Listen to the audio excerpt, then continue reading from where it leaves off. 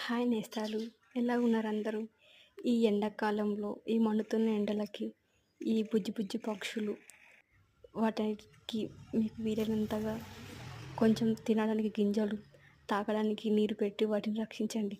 ఎండాకాలం అనే కాదు, మనం చేస్తున్న విధ్వంసాల వల్ల ప్రతి కాలం వాటికి చాలా నరకంగానే ఉంది. దయచేసి ఈ పక్షులకి ఈ ఎండాకాలంలో తినడానికి కొన్ని గింజలు, వాటర్ పెట్టండి. మీ దగ్గర ఎలాగో అలా జీవిస్తాయి. ఈ ఎండాకాలం వీటిని రక్షించుకుందాం. ఆల్రెడీ హెచ్సియు ధ్వంసానికి కారణం అవుతున్నాం. అందులో వీటిని రక్షించుకుందాం. నేను ఈ దేవుడిని గట్టిగా కోరుకుంటున్నాను.